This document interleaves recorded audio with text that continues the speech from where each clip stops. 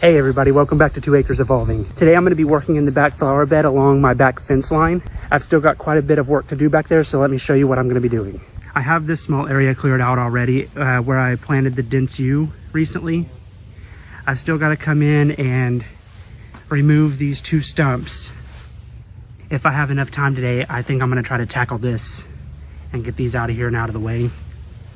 And then, as you can see, I've already cut out the edge of the flower bed. So now I just need to come in here and dig all the grass and weeds out. And it's quite a large area. So I decided to make it a little bit easier and bring out the tiller. So I'm gonna go ahead and get the camera set up and get this first part done. And then I'm gonna be planting a few things in this area and I'll tell you about those plants.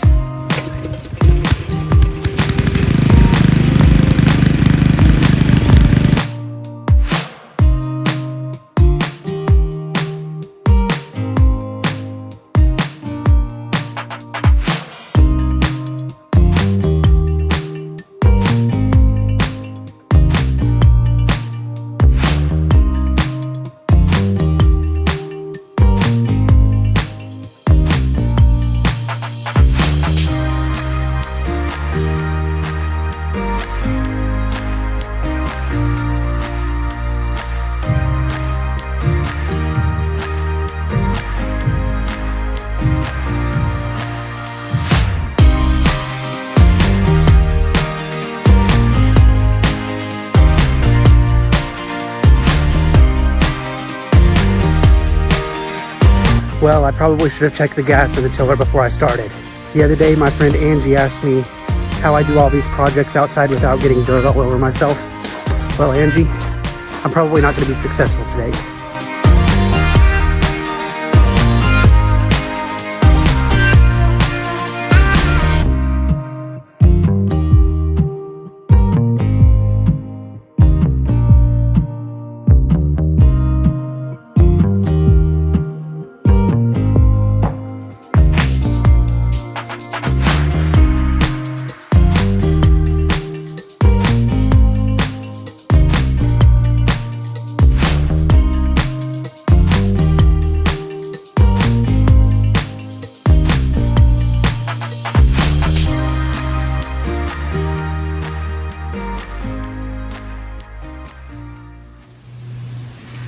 Okay, so I have this area cleaned up now, and as of right now, it don't really have a defined border, but remember, I'm going to be ripping up all this grass and weeds and everything and reseeding this backyard next spring. So once I get the new grass in here, it'll have more of a defined edging.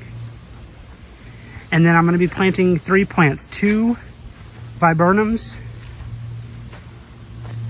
and then I'm also going to be planting this mimosa tree over here in the corner. So now I just want to tell you a little bit about each one of these plants, and then I'll get them planted up and mulch this area up. All right, so this first thing that I'm going to plant is this mimosa tree.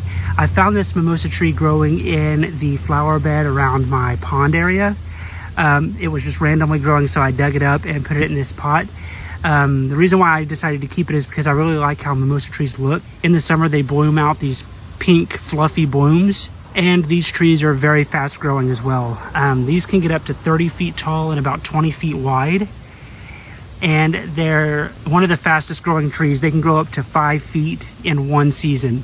When I first put this tree in this pot about 2 months ago, it was maybe 4 inches tall, and now it's at least 2 feet tall, so they definitely grow very fast.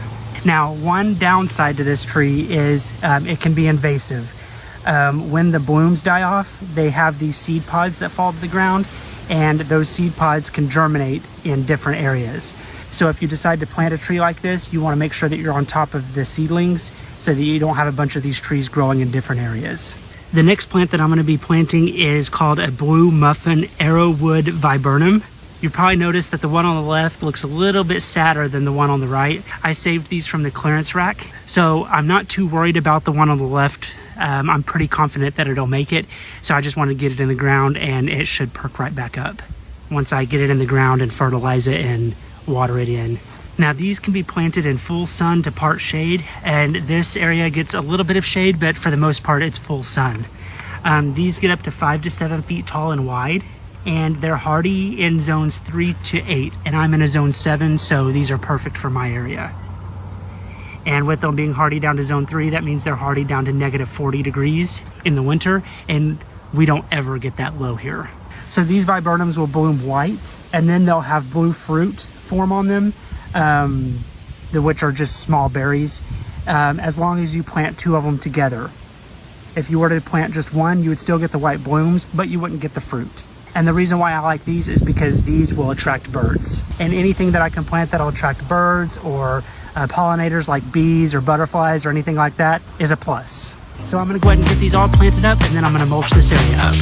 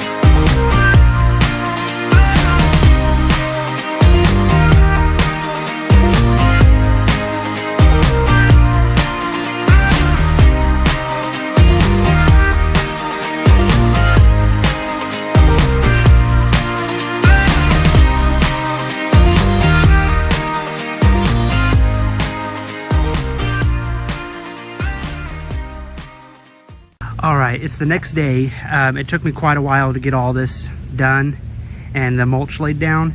I didn't have enough mulch to go all the way down, which is okay because I didn't have time to get these stumps removed either. So I'll just have to do those on another day. But with this mulch in here, I decided not to go up along the fence line because I'm going to be extending the privacy fence over. It's going to be going all the way down. So I didn't want the mulch to get in the way, so I didn't go all the way up to the fence line. But with this mulch in here, it looks 10 times better over here than all the weeds and grass.